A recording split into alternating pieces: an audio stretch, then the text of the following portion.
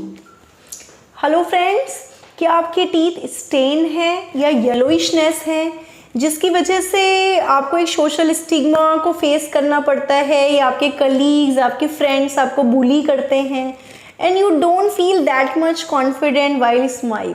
You actually want कि आपके दांत वाइट हो जाएं, बेटर कलर आए और अपीयरेंस भी अच्छी हो, या अगर आप किसी ऑन स्क्रीन जॉब में हैं तो उसमें आपको इससे बेनिफिट हो, तो उसका आंसर है टीथ वाइटनिंग। तो आज हम बात करेंगे टीथ वाइटनिंग प्रोसीजर के बारे में। मैं हूं doctor Pooja Agarwal and today I am going to brief you regarding the procedure of teeth whitening. सबसे पहले तो मैं बात करूंगी इसके इंडिकेशन के बारे में कि आखिर हमें टीथ वाइटनिंग की ज़रूरत है क्यों। देखिए, जैसा कि मैंने अभी आपको बताया, बेटर अपीयरेंस के लिए हमें टीथ वाइटनिंग की ज़रूरत है। सोशल प्रेशर की वजह से भी कुछ लोगों को टीथ वाइटनिंग करानी पड़ती है। अगर आप किसी ऐसी जॉब में हैं जहाँ पे अपीयरेंस और स्माइल बहुत ज़्यादा इम्पॉर्टेंट रखती है, like for the job of receptionist, air hostess, modelling profession, film acting और any glamour profession, then also smile का एक अपना रोल होता है। अगर आप किसी भी बैड ओरल हैबिट के शिकार हैं, लाइक स्मोकिंग, टोबैको, रजनीगंधा, पान मसाला, और दांतों में स्टेन आ गए हैं, तब भी आपको वाइटनिंग प्रोसीजर की ज़रूरत पड़ सकती है। ज़रूरी नहीं कि केवल ऑन स्क्रीन जॉब ही है या बैड ओरल हैबिट है तभी आपको इसकी ज़रूरत पड़े, या आपके फ्रेंड्स अगर आपको थोड़ा सा बुली करते हैं तभी आपको ज़रूरत पड़े। Sometime you are just leading a normal life with no bad oral habits. You just take tea, coffee और उसी के स्टेन आ जाते हैं। Some of my patient who even don't take tea and coffee, उनके भी स्टेन हैं, क्योंकि खाने में हम जो टर्मरिक यूज़ करते हैं, हल्दी, और हल्दी को हम मना भी नहीं कर सकते because it has beautiful immunity booster qualities and healing properties and antioxidant. So turmeric के भी अपने लॉन्ग टर्म में स्टेन्स आ जाते हैं। इन सभी केसेस में अल्टीमेटली रिजल्ट अगर ऐसा होता है कि आपको अपने टीथ का कलर पसंद नहीं है, so you actually require teeth whitening procedure. अपने लास्ट वीडियो में मैंने आपको टीथ वाइटनिंग के एडवांटेजेस के बारे में बताया था and today I am going to brief you regarding the procedure of teeth whitening. Because जब हमारे पास कोई क्वेरी आती है, पेशेंट्स आते हैं, तो उनको बहुत एप्रीहेंशन होता है कि ये प्रोसीजर कितनी सिटिंग में होगा, इसमें पेन तो नहीं होगा, ब्लड तो नहीं आएगा, कैसे होगा। सो सबसे पहले तो मैं बता दूं, टीथ वाइटनिंग एक लग्जीरियस प्रोसीजर है। इसमें पेन नहीं होता है।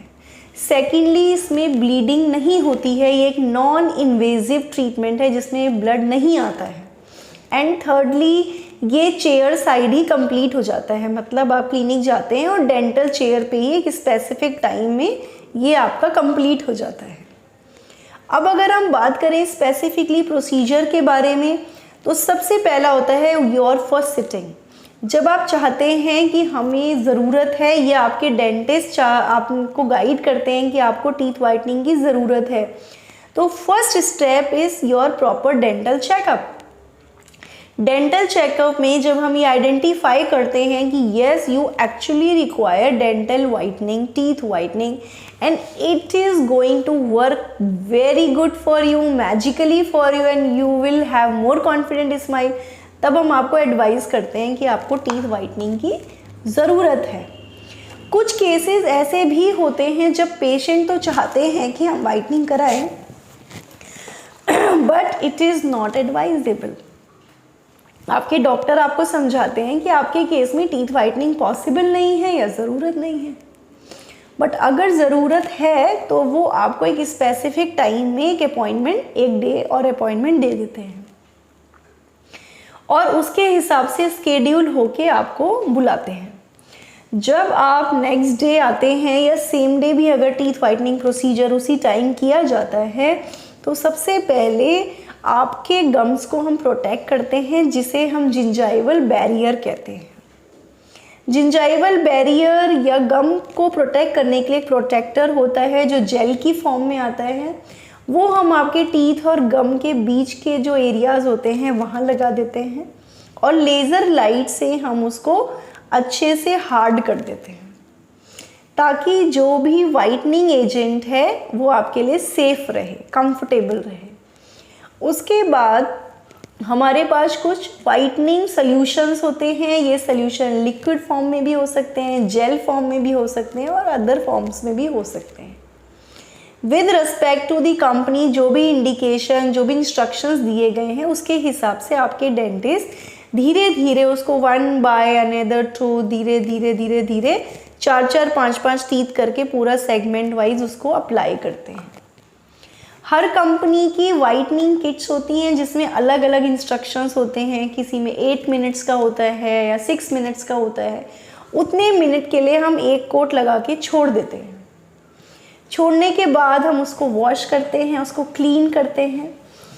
और एक चीज़ और बताना चाहूँगी, वाइटनिंग प्रोसीजर स्टार्ट करते समय हम हमेशा पेशेंट का शेड देते हैं। I at least always take exact shade of my patient, like we have shade guide, this type of shade guide जिसमें वाइट के भी बहुत सारे शेड होते हैं। जैसे आप देख रहे हैं कुछ वाइट में ब्लैकिश टोन लिए हैं, कुछ ग्रेइश टोन लिए हैं, कुछ येलोइश टोन लिए हैं, कुछ वाइट में भी वाइट, वाइटर एंड वाइटेस्ट इस तरह से दिए गए हैं।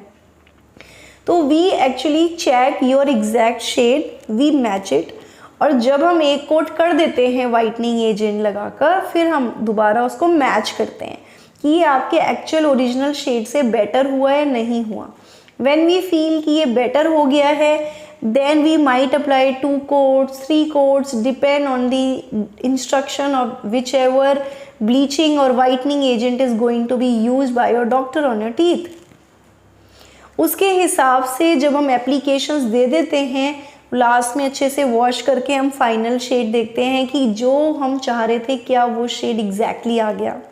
When we feel satisfied, you feel happy and satisfied, तब हम उसको अच्छे से वॉश कर देते हैं टीथ को। जो जिंजाइवल प्रोटेक्टर या बैरियर हमने निकाला था, लगाया था, उसको हम निकाल देते हैं and we actually show you your new smile and you won't believe, few of my patients felt really unbelievable and very happy, and when our patients are happy then doctor is obviously happy। और वो एक खुशी अलग होती है। जो चीज़ आप इतने टाइम से चाह रहे थे वो एक ही सिटिंग में 1-2 घंटे में अगर आपको मिल जाती है, it's marvellous, speechless. So why to wait? Today I just briefed you regarding the procedure. I hope it might be more clearer now. Thank you so much. Enjoy your procedure.